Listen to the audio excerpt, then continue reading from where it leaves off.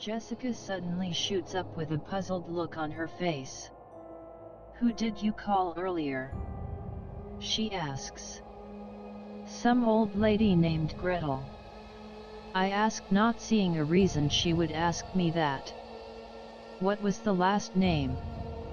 The room grows quiet as I whisper the name. "John."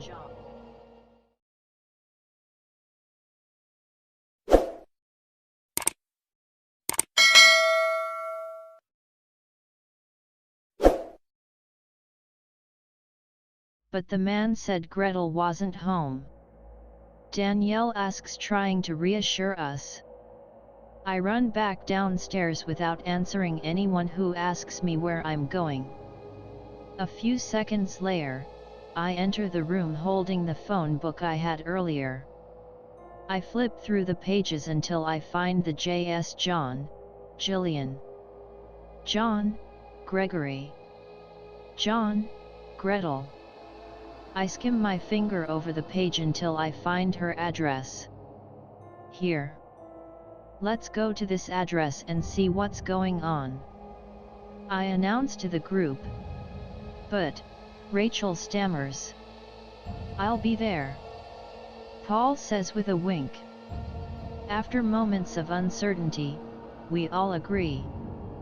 We make our way quietly, flabbergasted my parents never woke. "Here we are," I say, shivering from the chill outside. "Here, take my jacket," Garrett says, putting his jacket on my back. It's warm and has a lingering smell of boy, and what am I doing? We're supposed to be investigating. "Well, who goes first?" I say, snapping out of my trance. "It was your idea, you go," pushes Jessica. "I wasn't the one who dared me to call this haunted house," I snap back. "You could have called any number, but no, you had to call the one with the murderer," she yells, leaving me speechless. "Get out of the way, babies," says Molly, being brave as ever. We all slowly walk up the sidewalk, as slow as worms. My body starts sensing something bad is about to happen. Little did I know it would happen sooner than I thought. Molly's hand shakily grabs the round handle. "It's locked," Molly says. "Guess we have to leave." "Oh well. Madi, what do you have to eat at your house?" The window's broken open. Eddie yells from the side of the house. We all trudge over to the side of the house, not being cautious of our surroundings. Broken glass everywhere. Rachel really shouldn't have worn flip-flops because the glass went straight into her foot. Her shriek of pain caused a dog to bark loud, and the lights of the house next door come on. "Run!" Danielle yells as we all pile into the window. Paul picks up Rachel and carries her inside. He gently sets her down and picks up her foot. Her face shows intense pain as he pulls on the little piece of glass protruding the heel of her foot. Paul counts to 3 and pulls the 2-inch-long piece of glass from her foot. Jessica shoves her hand in Rachel's mouth to muffle her scream. "Come on guys, let's go home," Danielle whines as we walk into a different room. "No, we're seeing what's happening," Jessica snaps back. We walk into a room that was clearly a kitchen. Everything seemed to be in its place, except for one thing. The knife block was tipped over. The biggest knife no longer in place. I look down and see shoe prints leading out of the room. "Come with me."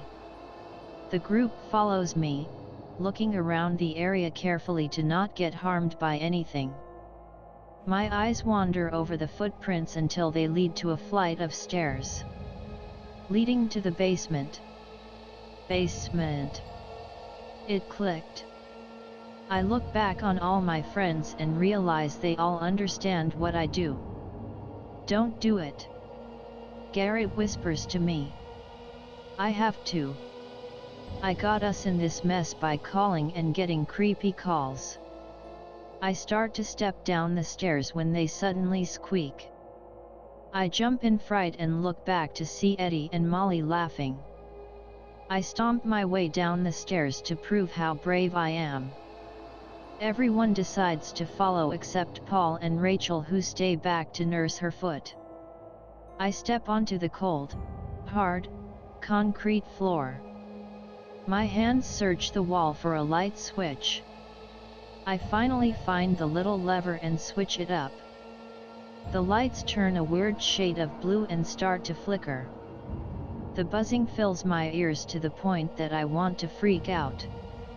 Danielle is the only one who decides to look around. Nothing seems to be out of order until we find a door that's slightly ajar. Danielle starts to pull the door open. Wait. Jessica says right before she opens it, Madi, truth or dare? Are you kidding me, Jessica? I whisper yell, there could be terrible things in there and you're making it into a joke. Fine, be a chicken, she mocks. I sigh, then slowly touch the doorknob. My heart starts to pound so hard I swear everyone can hear it. I start to pull the knob until I hear a scream up the stairs. Everyone takes off running up the stairs, so I'm left in the back of the train.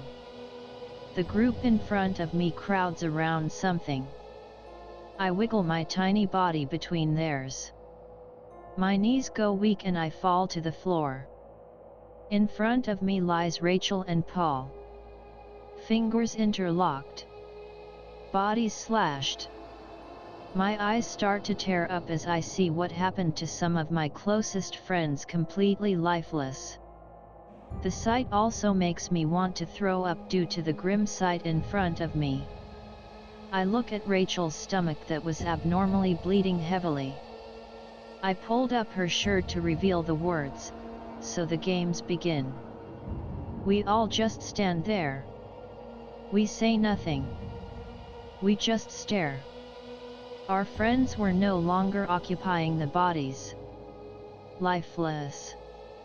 Okay guys, we all know you're faking. Tries Eddie. But they are still gone. We need to keep looking around before anyone else turns out like the two lovebirds. Directs Molly. I try to walk but my legs are really shaky. Garrett puts his arm around my waist and directs me toward the basement stairs again. I'm scared. I whisper. I'm scared. Jessica mocks in a terrible impression of my voice. I'll be right here, I promise, Garrett reassures me. We walk down the steps huddled in the group, leaving the bodies to lie as they are. Where's this killer even at? Who is it and why are they after me? We walk back to the door where we were before the Paul and Rachel incident. Okay, let's pick up from where we were, starts Jessica, truth or dare? I roll my eyes at the stupidity of her question but just answer with a simple truth so I don't have to open the door. Who did you like? She asks with a wide grin on her face. She was the only one who knew I liked Garrett, but she wanted me to admit it to the group. I take a deep breath and mumble out Garrett. The whole group smiles and Garrett and my faces turn bright red. As the group chats about the newly found gossip, I grab for the door handle. I slowly pull on the door. The sudden creak stops the group mid-sentence. The room is dark. Too dark to see what is inside. We all slowly make our way in. Garrett slowly reaches his hand down to meet my sweaty hand. Our fingers interlock as we walk further into the room, nobody leaving anyone's side.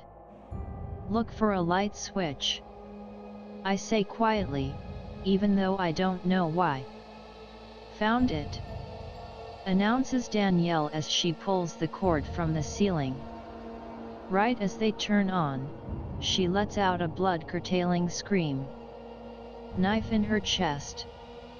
I notice now that Garrett was no longer holding my hand when I went to hold onto him. He is crouched over Danielle's body looking at the markings. I walk over to get a better look. I suddenly get distracted by something shiny. I walk over to see the missing knife from the block. As I walk over to pick it up, I notice something. A hand behind a covered-up chair. I walk over to only reveal another dead body. This one was an older lady. Her body slashed close to Rachel and Paul's. It must have been the same person. But why wasn't Danielle killed like that?